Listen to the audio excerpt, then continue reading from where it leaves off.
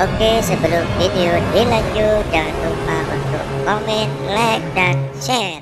Assalamualaikum warahmatullahi wabarakatuh. Mempelajari biografi Ali bin Abi Thalib memiliki banyak nilai dan manfaat yang meluas di dalam konteks sejarah, agama, dan kehidupan sehari-hari. Sebab Ali adalah salah satu orang terdekat dari Nabi Muhammad Shallallahu Alaihi Wasallam, sepupu dan menantu Nabi Muhammad. Mempelajari biografi Ali bin Abi Thalib dapat membantu kita memahami hubungan pribadi dan spiritualnya dengan Nabi, serta pelajaran yang dapat diambil dari interaksi mereka. Ali bin Abi Thalib juga mengajarkan nilai-nilai seperti kejujuran, keberanian, kesetiaan, dan pengorbanan. Dari pengalaman hidupnya, kita dapat mengambil inspirasi dalam menghadapi tantangan, mengutamakan kebenaran, dan berperan sebagai individu yang bermanfaat bagi masyarakat. Tidak hanya itu, dengan mempelajari biografi Ali bin Abi Thalib juga dapat membantu kita sebagai muslim untuk memahami lebih dalam tentang agama Islam, terutama dalam memahami berbagai pandangan teologis dan pemahaman tentang kepemimpinan dalam komunitas muslim. Latar belakang keluarga Ali bin Abi Thalib. Mempelajari biografi Ali bin Abi Thalib tentu tidak lengkap jika tidak membahas latar belakang keluarganya, salah satu dari sahabat Nabi Muhammad Shallallahu Alaihi Wasallam tersebut. Dilansir dari laman Universitas Islam An-Nur Lampung, Ali bin Abi Thalib berasal dari keluarga Quraisy yang memiliki kedudukan terhormat. Ayahnya adalah Abu Thalib bin Abdul Muthalib, merupakan pemimpin dari suku Bani Hashim, yang juga merupakan saudara kandung dari Abdullah bin Abdul Muthalib, ayah dari Nabi Muhammad SAW. Ibu Ali adalah Fatimah binti Asad, seorang wanita solehah yang termasuk dalam keluarga Ahlul Bait. Ali memiliki 3 kakak laki-laki, yaitu Talib, Aqil, dan Ja'far, yang semuanya juga memiliki peran penting dalam perkembangan awal Islam. Ali menikah dengan Fatimah binti Muhammad, putri kesayangan Nabi Muhammad. Pernikahan ini dianggap sebagai salah satu ikatan yang kuat antara keluarga Nabi dan keluarga Ali. Dari pernikahan mereka, 5 anak lahir: Hasan, Hussein, Zainab, Ummu Kulsum, dan Muhsin. Sayangnya, Muhsin meninggal saat masih bayi. Ali juga melakukan pernikahan dengan beberapa wanita setelah wafatnya Fatimah. Dari pernikahan-pernikahan tersebut, Ali memiliki lebih banyak anak lagi, termasuk Muhammad Al-Abbas, Abdullah, Abu Bakar, Utsman, Umar, Ubaidillah, dan Muhammad Al-Ashgar. Kehidupan keluarga Ali bin Abi Thalib mencerminkan hubungan dekat mereka dengan Nabi Muhammad, serta peran penting mereka dalam perkembangan awal Islam. Mereka memiliki tempat yang signifikan dalam sejarah, dan kisah-kisah mereka memberikan wawasan tentang nilai-nilai keberanian, kesetiaan, dan spiritualitas dalam kerangka kehidupan keluarga dan masyarakat muslim. Kehidupan awal Ali bin Abi Thalib. Setelah memahami latar belakang keluarganya, untuk mempelajari biografi Ali bin Abi Thalib tentu penting juga untuk mengetahui kehidupan masa kecilnya. Ali lahir di Ka'bah pada hari Jumat, tanggal 13 Rajab tahun 21 sebelum hijrah atau sekitar tahun 599 Masehi. Dia adalah anak bungsu dari 4 bersaudara. Awalnya Ali diberi nama Haidar atau Haidarah oleh ibunya yang berarti singa. Namun ayahnya kemudian memberinya nama Ali yang berarti luhur, tinggi, dan agung. Nama ini mencerminkan karakter dan kepribadian yang kuat yang dikenal oleh Ali sepanjang hidupnya. Ali dibesarkan dalam keluarga Quraisy yang terkemuka. Ayahnya, Abu Thalib, merupakan saudara kandung dari Abdullah bin Abdul Muthalib, ayah dari Nabi Muhammad Shallallahu Alaihi Wasallam. Dengan demikian, Ali adalah sepupu dari Nabi Muhammad. Abu Thalib juga merupakan pemimpin suku Bani Hashim dan menjadi pelindung Nabi sejak masa kecil hingga dewasa. Ketika Ali berusia 5 tahun, kondisi ekonomi keluarganya yang sulit membuatnya diambil di bawah asuhan Nabi Muhammad Shallallahu Alaihi Wasallam. Sejak itu, Ali tinggal bersama Nabi dan mengikuti jejaknya. Nabi menjadi figur ayah angkat dan pengasuh Ali. Ali memiliki kesempatan untuk mendapatkan pendidikan, pengajaran, dan bimbingan langsung dari Nabi, yang membentuk fondasi keyakinan dan perilaku spiritualnya. Ali menjadi saksi pertama, wahyu pertama yang turun kepada Nabi di Gua Hira. Ini menunjukkan posisi pentingnya dalam mendukung perjalanan spiritual dan misi Nabi. Ali juga termasuk di antara pemeluk Islam pertama dan menjadi salah satu yang termuda mengikuti ajaran Islam pada usia 10 tahun. Keterlibatannya dalam awal Islam membuktikan komitmen dan ketabahan yang luar biasa. Masa kecil Ali bin Abi Thalib mencerminkan fondasi kuat dalam keluarga, hubungan dekat dengan Nabi Muhammad, serta peran pentingnya dalam awal perjalanan Islam. Pengalaman masa kecil ini memberikan sumbangan besar dalam membentuk kepribadian, keyakinan, dan kontribusi yang akan datang dari Ali dalam sejarah Islam. Peran Ali bin Abi Thalib dalam penyebaran dan perkembangan agama Islam. Biografi Ali bin Abi Thalib juga menjelaskan bagaimana perannya dalam penyebaran dan perkembangan agama Islam. Ali bin Abi Thalib memiliki peran yang sangat signifikan dalam menyebarkan dan mempertahankan ajaran Islam. Berikut peran Ali bin Abi Thalib dalam penyebaran dan perkembangan agama Islam. Ke-1, dakwah dan penyiaran ajaran Islam. Sejak awal, Ali berperan penting dalam mendukung dakwah dan menyampaikan ajaran Islam. Dia membantu Nabi Muhammad dalam menyebarkan pesan Islam kepada orang Quraisy, baik secara diam-diam maupun terang-terangan. Keberanian dan komitmennya dalam menyampaikan pesan Allah Subhanahu wa Ta'ala membantu membangun basis pengikut awal Islam. Kedua, hijrah ke Madinah. Ali juga ikut serta dalam hijrah ke Madinah bersama Nabi dan keluarganya. Langkah ini menunjukkan kesetiaannya terhadap Islam dan Nabi, serta keinginan untuk mendukung perkembangan Islam di kota baru ini. Ketiga, keterlibatan dalam peperangan. Ali adalah pejuang yang berani dan tangguh di medan perang. Dia terlibat dalam banyak peperangan penting yang dihadapi oleh kaum muslimin melawan musuh-musuh Islam. Keberaniannya dalam medan perang membuatnya menjadi sosok yang dihormati dan ditakuti oleh musuh-musuh Islam. Berikut adalah momen-momen khusus dalam peperangan. Perang Uhud. Ali berperan dalam melindungi Nabi Muhammad dari serangan musuh dan menjadi perisai bagi beliau di tengah pertempuran di Perang Uhud, Perang Khandaq Ahzab. Ali membunuh pejuang Quraisy bernama Amr bin Abdul Wud yang merupakan pejuang paling gagah di pihak musuh dalam Perang Khandaq. Perang Khaybar. Ali memainkan peran penting dalam membuka pintu benteng Khaybar dengan kekuatannya, yang menghasilkan kemenangan bagi kaum muslimin. Perang Yamamah. Ali menjadi panglima pasukan muslimin dalam perang melawan Musailamah Al-Kadzab di Yamamah, menunjukkan kepemimpinan dalam pertempuran. Pedang Zulfikar. Ali terkenal dengan pedang Zulfikar yang menjadi ciri khasnya. Pedang ini menggambarkan keberanian dan ketangguhannya di medan perang. Keempat, pemegang panji-panji Rasulullah. Ali memiliki peran istimewa dalam beberapa peperangan dengan memegang panji-panji Rasulullah sendiri. Ini menunjukkan kepercayaan Nabi terhadap keberanian dan dedikasi Ali dalam memimpin pasukan muslimin dalam pertempuran. Kelima, perjuangan melawan Musailamah Al-Kadzab.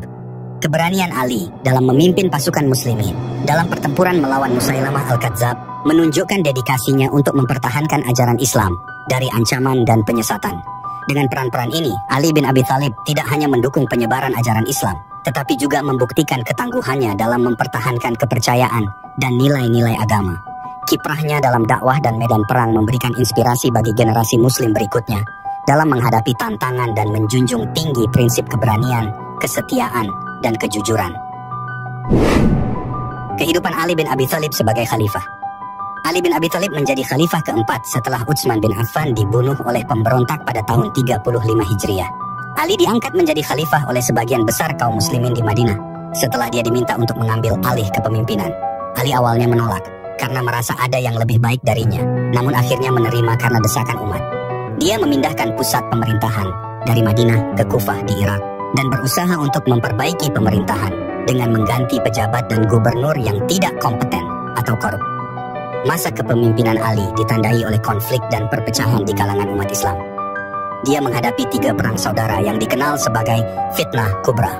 Perang Jamal melawan Aisyah, Talha, dan Zubair terjadi sebagai akibat tuntutan balas dendam atas pembunuhan Utsman. Perang Siffin melibatkan pertempuran melawan Muawiyah yang menolak mengakui kepemimpinan Ali.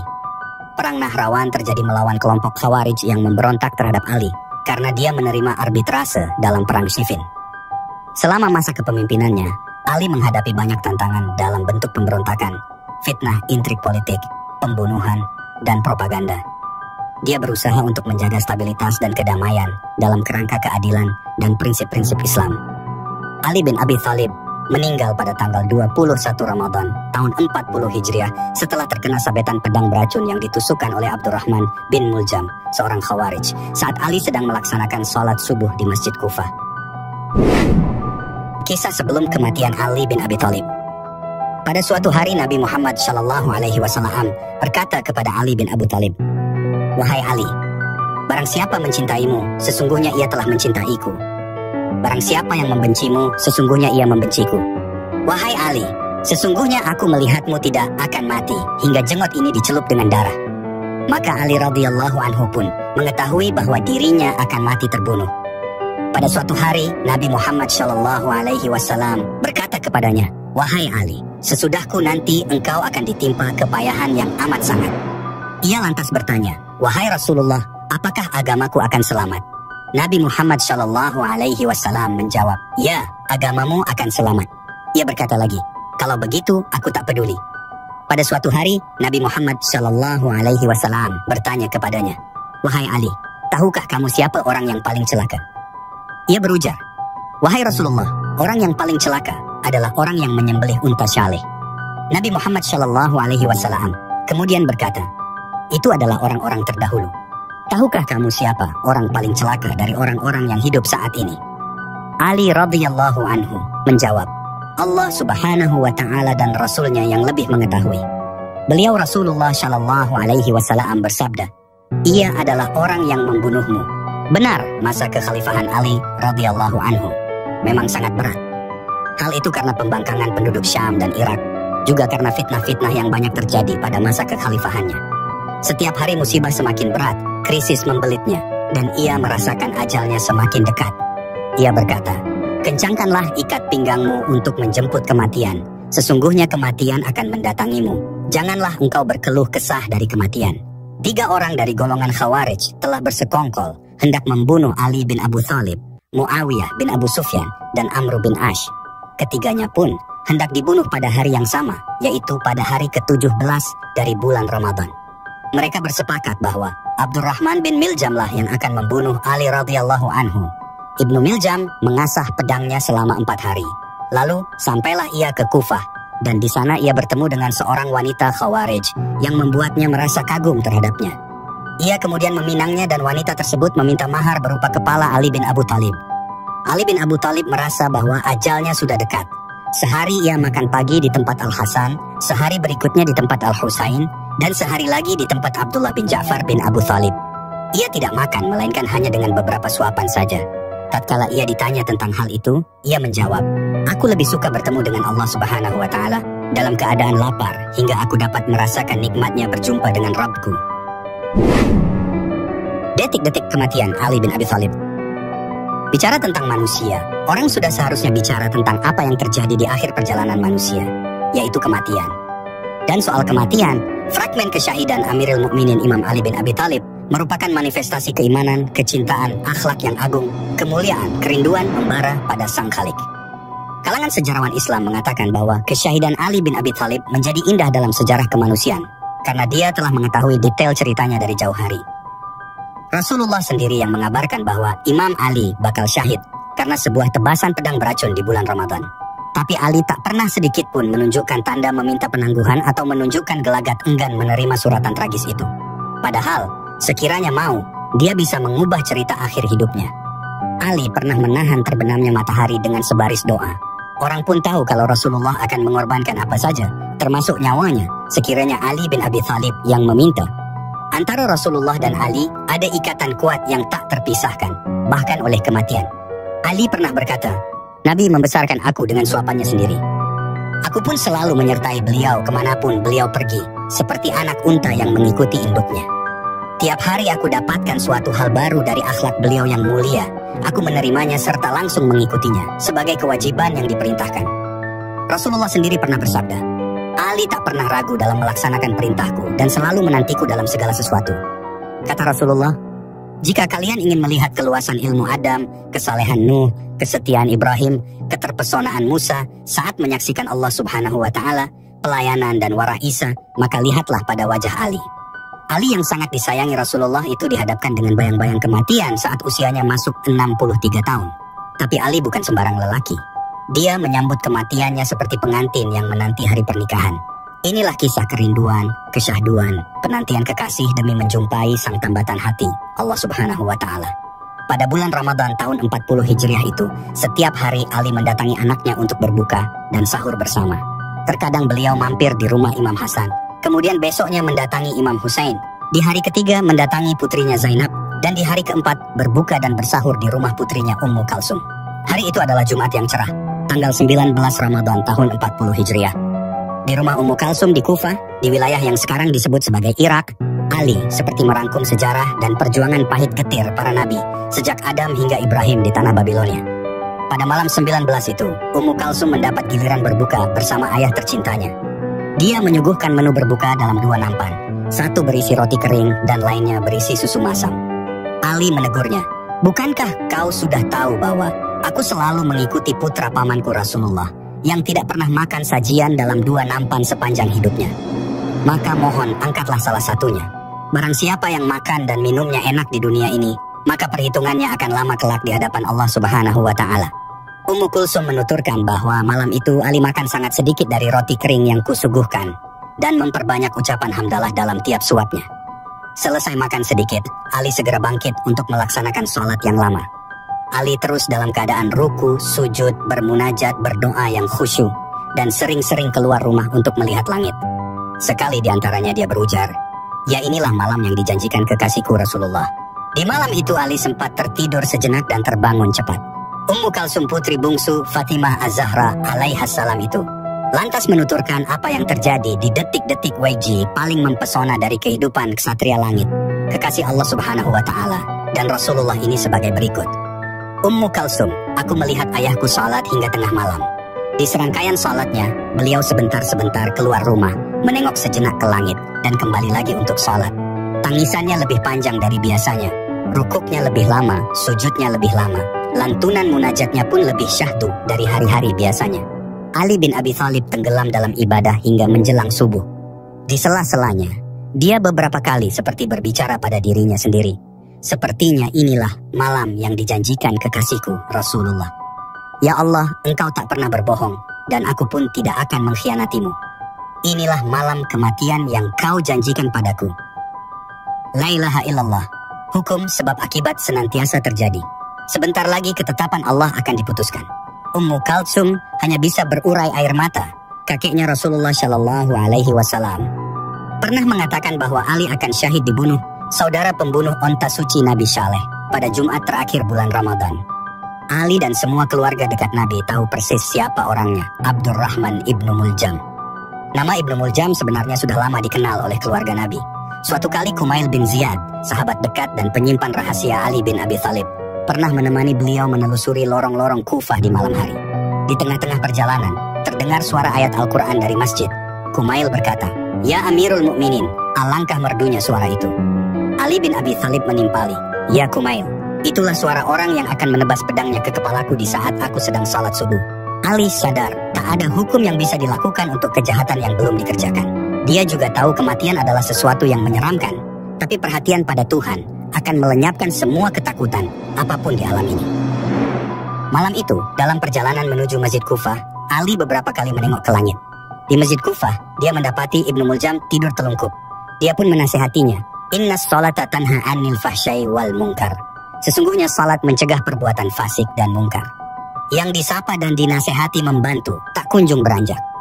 Lalu Ali berkata lirih, "Kau sepertinya bertekad mengerjakan sesuatu yaigi sangat berbahaya, sangat mengerikan.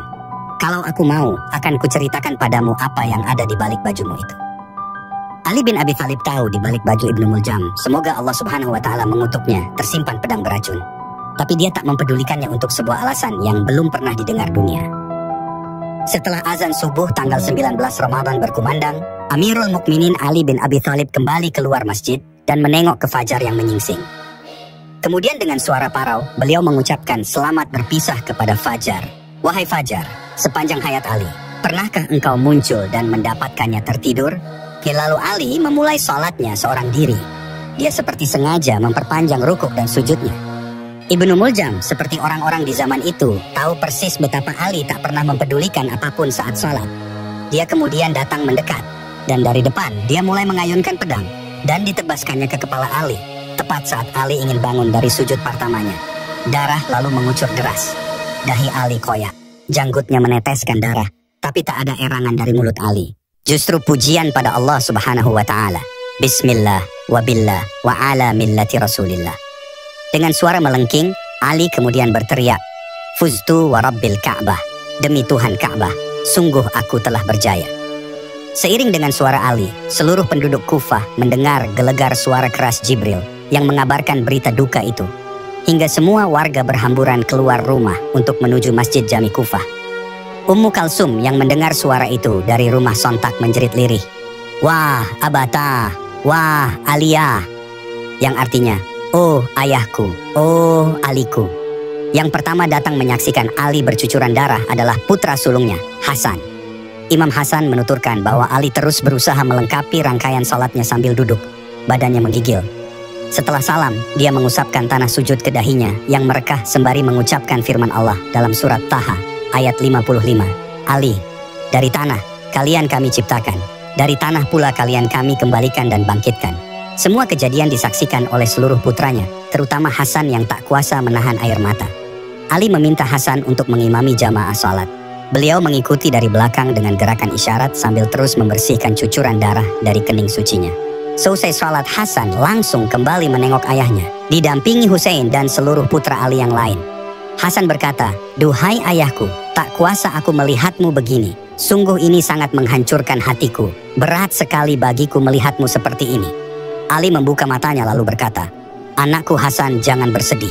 Sebentar lagi aku tidak akan merasakan kegetiran apapun. Lihatlah itu.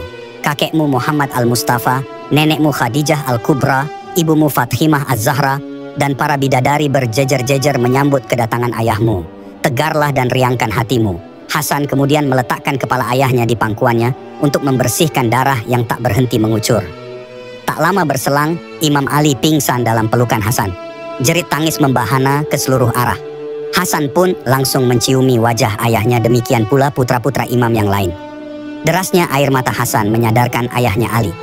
Ali pun langsung bertanya, "Anakku Hasan, untuk apa tangisan ini? Jangan bersedih atas keadaan ayahmu. Apakah kau bersedih atas keadaanku?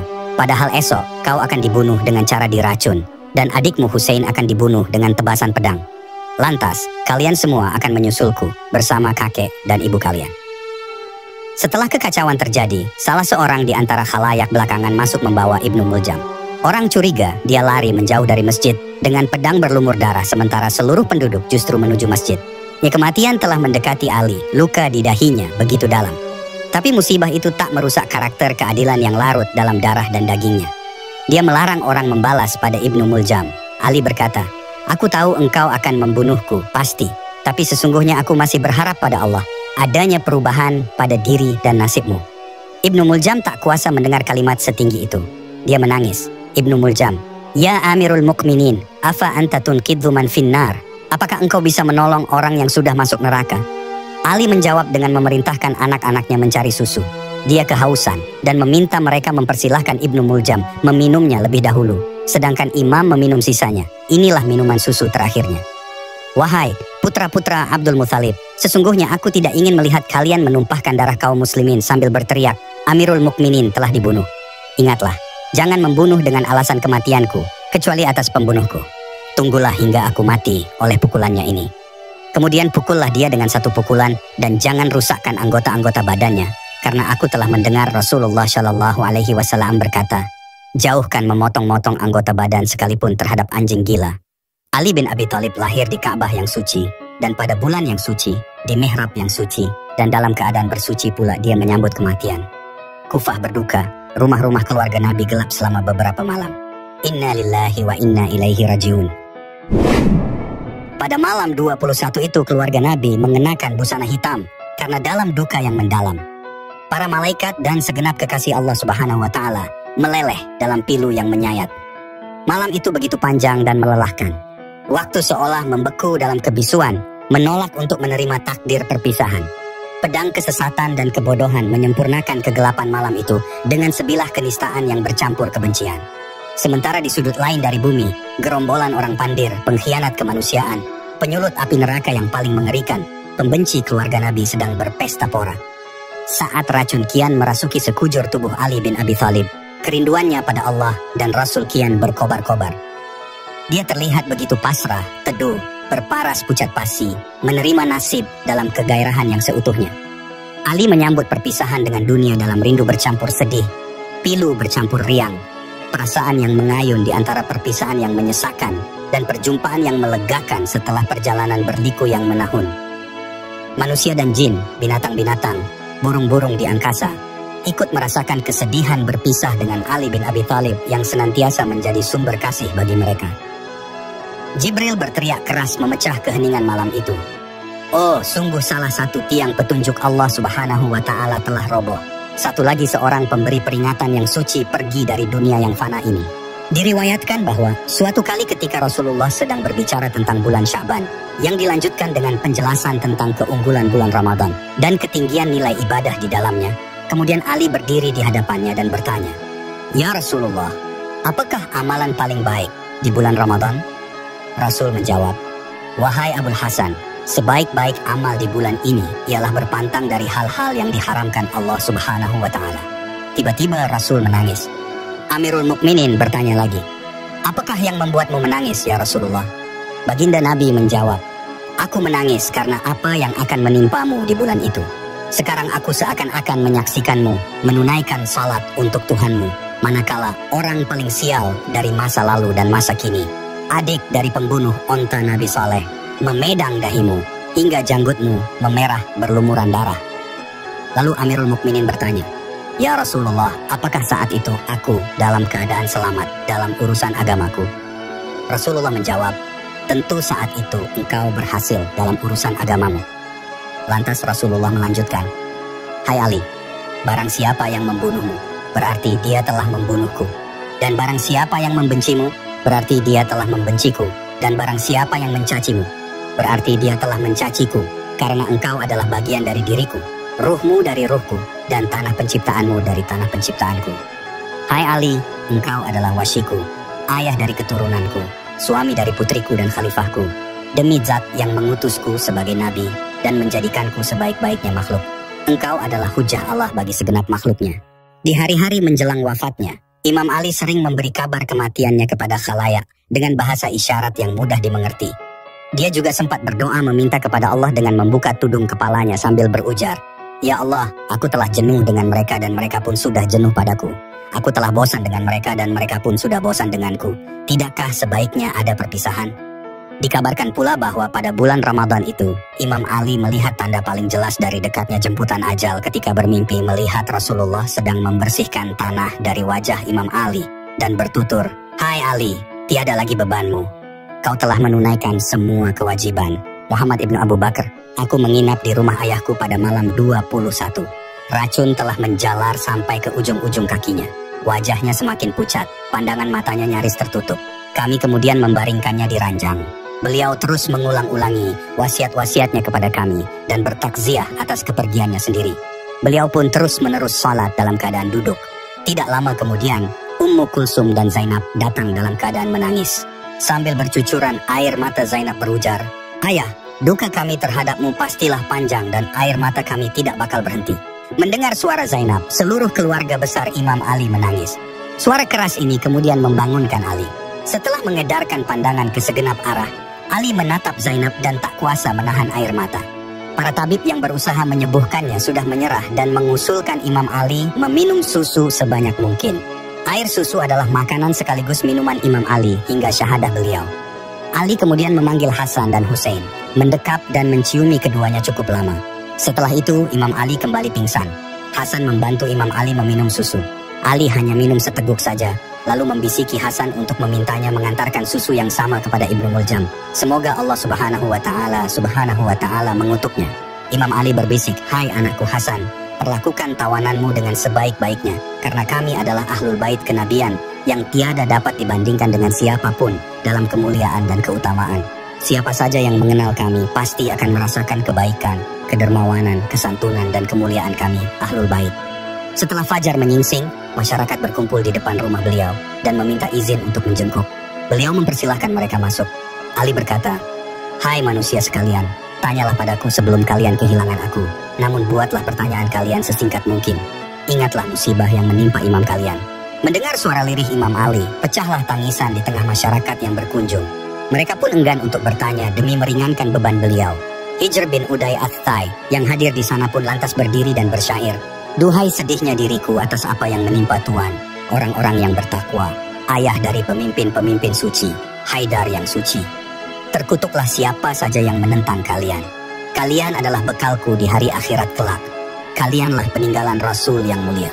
Selepas mendengar syair Hijr, Imam Ali bertutur, "Bagaimana sekiranya kau diminta melepaskan baiat dariku? Apa yang akan kau katakan?" Hijr menjawab, "Wallahi hai Amirul Mukminin, jikalau aku dicincang-cincang dan dibakar di api unggun, aku tidak akan melepaskan baiatku padamu." Imam Ali menjawab, "Semoga Allah Subhanahu wa Ta'ala memberimu taufik, hai Hijr. Semoga Allah mengganjar kesetiaanmu pada ahlul bait." Kemudian Imam Ali meminta susu.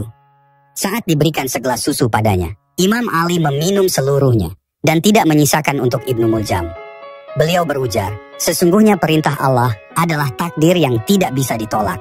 Ketahuilah bahwa aku tidak menyisakan susu tadi untuk tawanan kalian, karena itulah rizkiku yang terakhir dari dunia ini. Ingatlah, anakku, berilah tawanan itu sebanyak susu yang aku minum tadi. Imam Hasan kemudian keluar dari rumah dan mengabarkan keadaan Amirul Mukminin kepada masyarakat yang kian banyak berkumpul di depan rumah. Asbagh, pelayan imam, meminta izin kepada Hasan untuk menjenguk Imam Ali.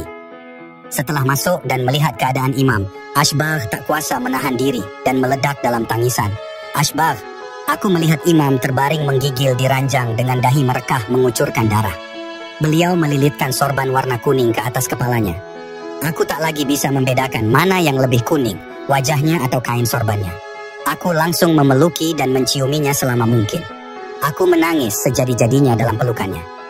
Imam Ali berkata, "Jangan menangis, hai Asbagh. Sungguh demi Allah, surga telah di depan mataku. Asbagh, aku sadar betul engkau menuju ke surga. Aku menangis karena berpisah denganmu, hai Amirul Mukminin." Kemudian Imam Ali memanggil kembali kedua putranya, Hasan dan Husain, dan mendekap keduanya.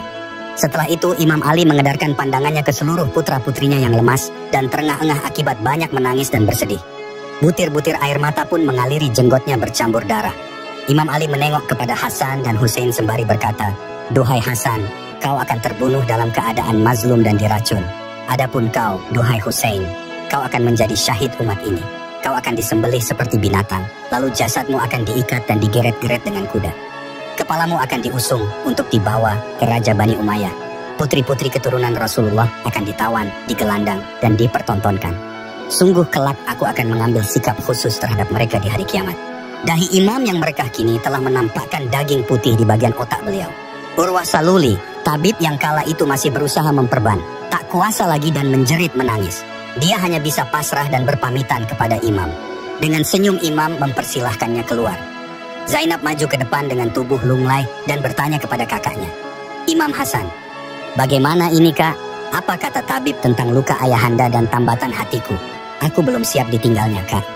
Hasan berusaha menenangkan Zainab yang sangat peka malam itu dengan memeluknya erat-erat. Muhammad ibn Abu Bakar al-Hanafiyah melanjutkan, "Setelah malam mulai gelap, Imam Ali meminta seluruh anak dan kerabat Ahlul Bait untuk berkumpul di sekitarnya.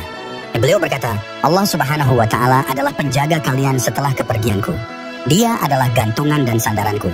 Sekujur tubuh Imam Ali sudah membiru kemerahan. Beliau sudah tidak mau lagi makan dan minum apapun. Bibirnya terus berzikir, bertasbih, bertahmid, bertahlil sebagai tanda bahwa dia masih di bumi. Imam Ali lalu memanggil putra-putrinya satu persatu dengan nama mereka masing-masing dan berpamitan. Hasan bertanya kepada Imam Ali, "Apa yang membuat ayah berbuat seperti ini?" Imam Ali menjawab, "Putraku, aku telah bermimpi bertemu Rasulullah satu malam sebelum kejadian ini. Aku telah mengeluhkan seluruh derita yang harus kutangguh akibat perilaku umat ini kepadaku. Rasulullah memintaku berdoa, kemudian aku berdoa, ya Allah, berikan pada mereka sebagai ganti dariku pemimpin yang lebih buruk dan gantikan bagiku umat yang lebih baik dari mereka."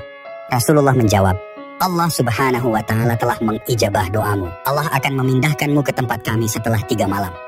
Dan malam ini adalah malam ketiga setelah mimpi tersebut." Imam melanjutkan, "Aku wasiatkan kepada kalian berdua untuk terus berbuat kebajikan. Kalian adalah dariku dan aku dari kalian." Lalu Imam Ali menengok kepada anak-anaknya yang dari ibu selain Sayyidah Fatimah dan berwasiat kepada mereka untuk senantiasa patuh kepada 2 putra Fatimah, yakni Hasan dan Husain. Imam berkata, "Ahsanallahu lakumul aza. Aku akan meninggalkan kalian malam ini untuk berjumpa dengan kekasihku, Muhammad Shallallahu Alaihi Wasallam, sebagaimana yang telah beliau janjikan padaku. Jika aku telah wafat, mandikan, balsemi, lalu balutlah aku dengan kain kafan sisa dari kakek kalian Rasulullah yang dibawa oleh Jibril. Kemudian baringkanlah aku di ranjang dan semayamkanlah aku di dalam kuburan yang telah tergali di samping ranjangku. Wahai Abu Muhammad, syalatilah aku dan bertakbirlah 7 kali. Tidak boleh selainku disyalati dengan takbir 7 kali, kecuali seorang pemimpin yang akan muncul di akhir zaman yang bernama Al-Qaim Al-Mahdi dari keturunan adikmu Husain. Aku wasiatkan kepadamu, hai Hasan, apa yang Rasulullah perintahkan kepadaku untuk menyerahkan seluruh catatanku dan pedangku kepadamu. Kemudian beliau mewasiatkan kau untuk menyerahkannya setelah ajal menjemputmu kepada adikmu Hussein. Lalu Imam Ali memandang Hussein dan memerintahkannya untuk menyerahkannya kepada putranya Ali bin Hussein. Kemudian Imam Ali memandang Ali bin Hussein dan memerintahkannya untuk menyerahkannya kepada anaknya Muhammad bin Ali dan sampaikan salam Rasulullah dan aku kepadanya. Kemudian Imam Ali memandang kembali kepada Hasan dan berkata, Hasan anakku, kaulah ahli warisku dan wali setelahku. Kalau kau mau, kau dapat memaafkan orang yang membunuhku. Kalau tidak, maka pukullah dia sekali saja sebagaimana dia memukulku. Lalu Imam Ali meminta Hasan menuliskan wasiat yang panjang berisi tentang keimanan, ketakwaan, dan perilaku yang bajik di jalan Allah Subhanahu wa Ta'ala. Setelah itu Imam Ali memanggil Zainab dan berkata, Hai Zainab, aku mendengar Rasulullah bersabda bahwa seorang mukmin yang tiba ajalnya akan berkeringat dahinya dengan butir-butir putih yang menyala bagaikan mutiara. Mendengar ucapan itu dan menyaksikan butir-butir mutiara yang bergemerlam di dahi ayahnya, Zainab terdiam tenang dan tidak lagi menangis. Zainab melangkah ke depan dan menjatuhkan tubuhnya ke pelukan ayahnya sembari berkata, Ayah, Ummu Aiman pernah menceritakan padaku tragedi Karbala, dan aku ingin mendengarnya langsung darimu. Imam Ali menjawab, Anakku, ceritanya sebagaimana yang sudah disampaikan oleh Ummu Aiman. Seakan-akan aku bersamamu dan wanita-wanita Ahlul Bait yang menderita kehausan menjadi tawanan-tawanan yang dipermalukan. Kalian akan merasakan kekhawatiran diperolok-olok oleh masyarakat. Maka bersabarlah, bersabarlah. Lalu Imam Ali menatap kedua putranya, Hasan dan Hussein, dan bertutur, seolah-olah aku melihat kalian setelah ini akan dikepung dari fitnah yang datang dari sana dan sini. Maka bersabarlah, tabahkanlah diri hingga Allah Subhanahu wa Ta'ala memutuskan urusan. Imam Ali melihat sekelilingnya dan bertutur, Aku kini melihat kakek kalian, Rasulullah bersama nenek dan ibu. Kalian memanggil-manggil dan memintaku bergegas datang kepada mereka. Imam Ali kembali mengedarkan pandangannya ke seluruh Ahlul Bait dan menatap satu persatu dan berkata, Astaudi'ukumullah jami'an. Aku memohon pamit kepada kalian semua. Semoga Allah Subhanahu wa Ta'ala menjaga kalian semua. Beliau lalu memejamkan matanya perlahan-lahan, memanjangkan kedua tangannya, dan meluruskan kedua kakinya. Dan dengan suara syahdu mengucapkan, Ashhadu an la ilaha illallah wahdahu la syarikalah, wa ashhadu anna Muhammadan abduhu wa rasuluh. Demikianlah.